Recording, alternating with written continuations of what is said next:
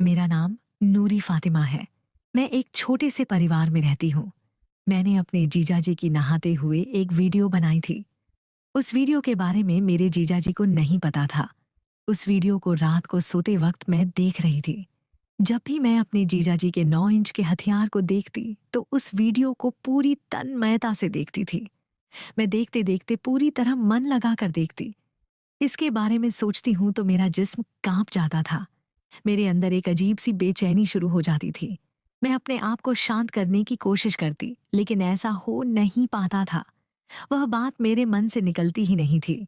कितनी भी कोशिश करती, मुझसे रहा नहीं जाता था कि कब मैं अपने जीजाजी के साथ फिजिकल हो जाऊं, ताकि उनके 9 इंच के हथियार को अपने अंदर ले सकूं, ताकि मैं अपनी छटपटाती जवानी का पूरी रात तक मजा ले सकूं और अपने मन को शांत कर सकूं। क्योंकि मेरी शादी में अब भी बहुत समय था। बेचैनी शांत करना भी बहुत जरूरी था, क्योंकि यह बात किसी पड़ोस के लड़कों को नहीं बता सकती थी। मोहल्ले के कई लड़के बहुत दिनों से मेरा पीछा कर रहे थे। मैंने अपने जीजाजी के उस 9 इंच को देखकर खुद को रोक नहीं पाई और जोश में आकर वह काम कर बैठी, जो मुझे नहीं करना चाहिए था। कुछ दिनों बाद ऐसा हुआ कि मेरे घर में कोई नहीं था। मेरे सास ससुर किसी रिश्तेदार की शादी में गए हुए थे। घर में मैं और मेरे जीजाजी अकेले थे।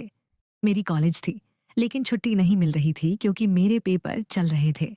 मैं सोच रही थी कि मैं और जीजाजी आज पूरा मजा लें। उस दिन पेपर देकर मैं जल्दी घर वापस आ गई, लेकिन जीजाजी को भी दुकान पर बहुत काम था, इसलिए वे घर पर ही रुक गए।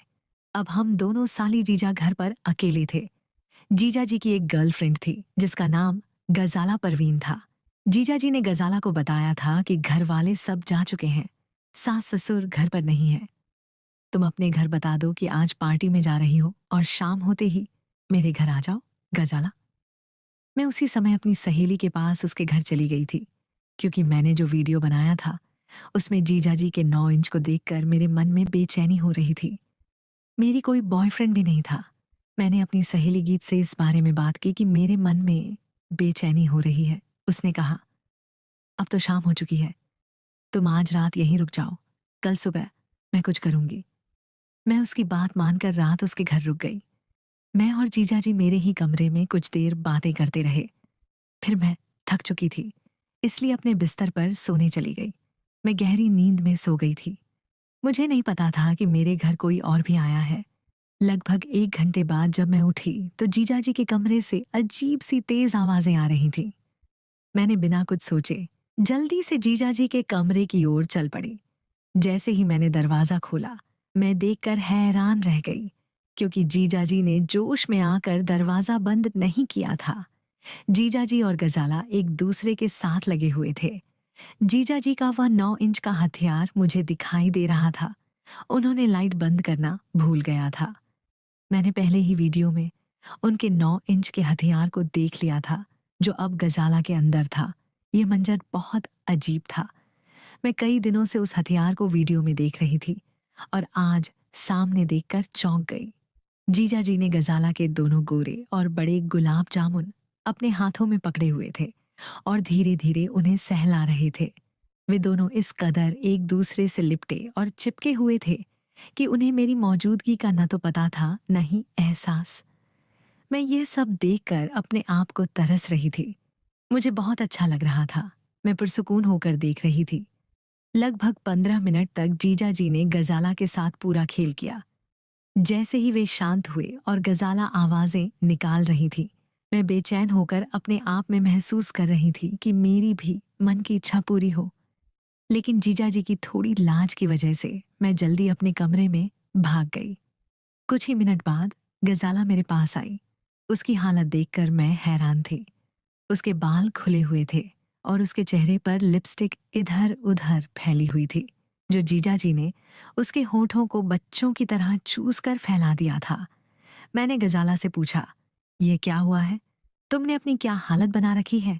तो वह बोली, मुझे तुम्हारा जीजाजी छोटा बच्चा समझता है। ये कहकर गजाला ने सुबह होते ही अपनी हालत दुरुस्त की और अपने घर चली गई। मैं पूरी रात उसी के बारे में सोचती रही और मेरी हालत बेकाबू थी। जब भी मैं इसे अपने जहन में सोचती, मुझे एक अजीब सी खुशी महसूस होती थी। इसमें कोई शक नहीं था कि अब मुझे भी वह सब चाहिए था जो गजाला को मिल रहा था। ये सोचते सोचते मैं सो गई। सुबह उठकर मैंने जीजा जी के लिए नाश्ता बनाया। जीजा जी दुकान पर चले गए और मैं अपनी पढ़ाई में मशगूल हो गई। रात को मौसम बहुत खराब था।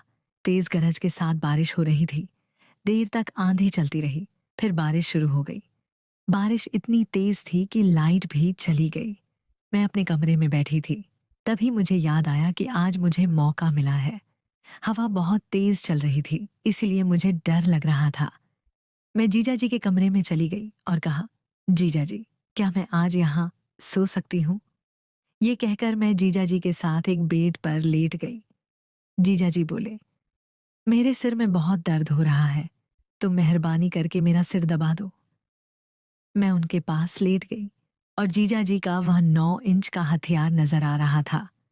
अब मेरी हालत बेकाबू हो गई। मैंने खुद को समझाया और बेड पर लेट गई, लेकिन अब मुझे नींद कहाँ आने वाली थी। कुछ देर सोचने के बाद मैंने अपनी कमर जीजा जी के सीने से लगा दी।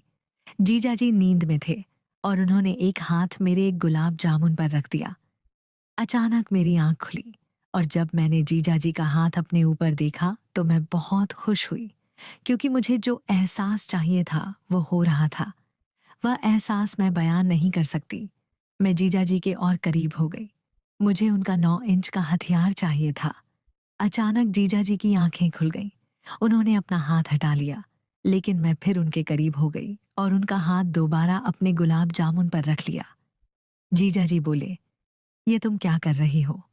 मैंने कहा, जीजा जी, मुझे भी वह सब चाहिए जो आप और गजाला करते हो। जीजा जी बोले, अरे पागल, ये तुम क्या बात कर रही हो? मैंने कहा, जीजा जी, मैं पागल नहीं हूं, मैंने सब कुछ देखा है। अब जीजा जी परेशान हो गए। मैंने उनका हाथ पकड़ा और कहा, मेरे साथ भी करो। जीजा जी ने मना कर दिया, तो मैंने कहा, मैं सास ससुर को सब बता दूंगी। जीजा जी ने कुछ सोचा, लगभग 20 मिनट बाद बोले, तुम ऐसा कुछ नहीं करोगी। मैंने बिना कुछ सोचे कहा, जो मैं कह रही हूं वह मुझे पूरा करो, नहीं तो मैं आपके और गजाला की सारी बात सास ससुर को बता दूंगी। तब जीजा जी ने थोड़ा सोचा और मेरी तरफ देखकर बोले, तुम ऐसे नहीं मानोगी। मैंने कहा, जीजा जी, मैं भी तो आपकी साली हूं, तुम सास ससुर को कुछ नहीं बोलना। उस बारिश वाली रात में वह सब कुछ हो गया जो मेरे मन की बरसों की ख्वाहिश थी।